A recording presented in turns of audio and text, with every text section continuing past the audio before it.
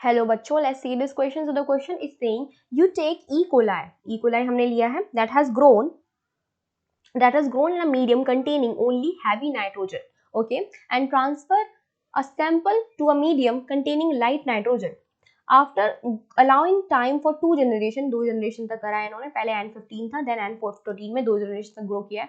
You centrifuge the sample in caesium chloride density gradient, okay, which band location would support the semi conservative DNA replication after 2 generation. हमें semi conservative DNA replication के बारे में बताना है after 2 generation. तो ये कह रहे हैं कि इन्होंने सबसे पहले क्या लिया, ई कोलाई का डीएनए निकाला. ठीक है, ई कोलाई है हमारे पास. E coli is a bacteria.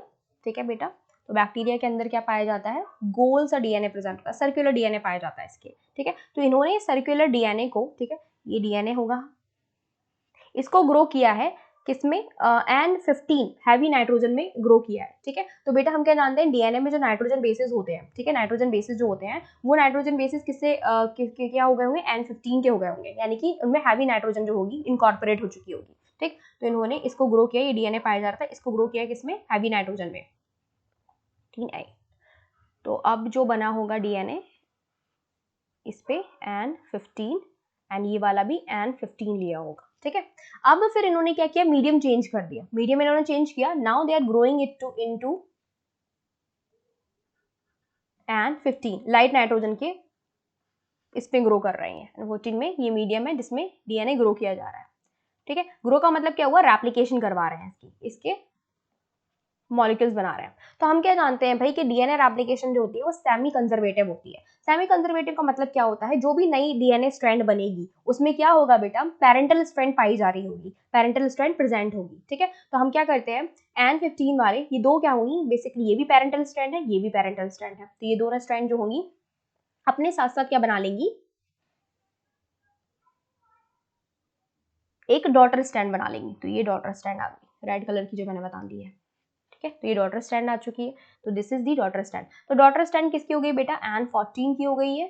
ठीक है, ये किसकी हो गई, लाइट नाइट्रोजन की हो गई. और हमारी पेरेंटल स्ट्रैंड अभी भी किसकी चलेगी, हैवी नाइट्रोजन की चलेगी. तो ये अभी भी N15 है.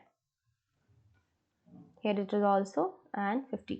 बट ये कह रहे हैं कि इन्होंने 2 जनरेशन तक ग्रो किया है. तो ये तो भी फर्स्ट ही जनरेशन है, अभी सेकेंड जनरेशन भी आनी है. तो सेकेंड जनरेशन को भी ग्रो कर लेते हैं, second generation.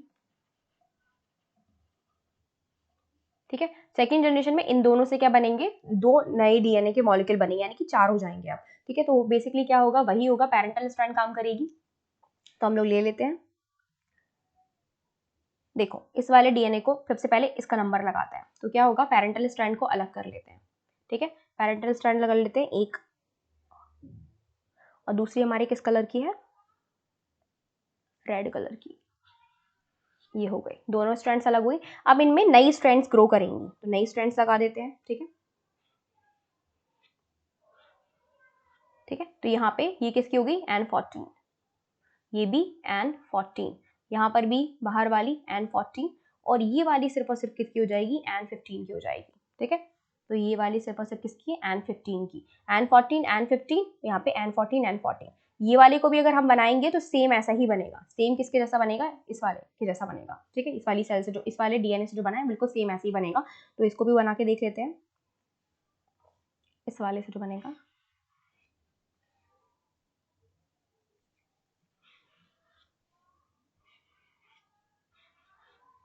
So it is light nitrogen N14. ये वाला हमारा क्या है, N15, और ये वाला हमारा क्या है, N14. तो मुझे क्या दिखाई दे रहा है कि हमें डीएनए के क्या मिले हैं, 2 मॉलिक्यूल बने. एक तो हाइब्रिड है, ये वाले जो है 2 क्या है, हाइब्रिड है, क्योंकि इसमें डीएनए की जो 2 स्ट्रैंड पाई जा रही हैं वो कैसी हैं, एक है N14 और एक है N15. और ये वाले क्या है, ये प्योर है, इनमें दोनों ही N14 प्रेजेंट है. दोनों ही कैसे प्रेजेंट है, N14 प्रेजेंट है.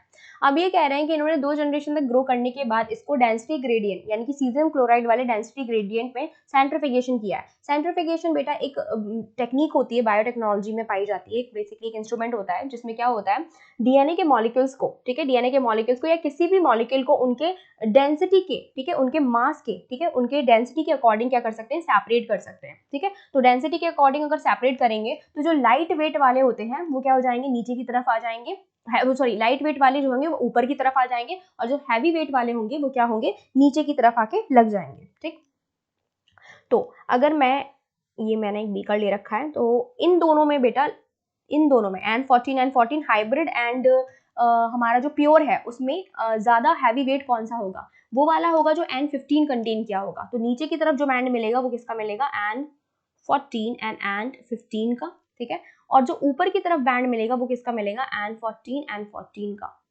ठीक है, क्योंकि ये क्या है, लाइट वेटेड है और ये क्या है, हैवी वेटेड है। ठीक, सो हमारा राइट आंसर क्या होना चाहिए, ये कह रहा है N15, तो ये तो बिल्कुल भी नहीं होगा, क्योंकि लास्ट में हमें जो ये दो मॉलिक्यूल मिल रहे हैं वो कैसे मिल रहे हैं, दो हाइब्रिड मिल रहे हैं और दो नॉर्मल मिल रहे हैं। N14 N15, तो ये भी राइट आंसर नहीं होगा बेटा, क्योंकि हमें प्योर भी मिल रहा है, तो ये भी रॉन्ग है। C इज सेइंग N14 जो ऊपर की तरफ है, एंड N15 N14 तो ये नीचे की तरफ पाया जा रहा है, तो C हमारा क्या हो जाएगा, राइट आंसर हो जाएगा। ठीक है, डी में कुछ दे ही नहीं रखा, तो D is wrong, so C is the right answer. I hope आपको समझ में आया होगा। Best of luck.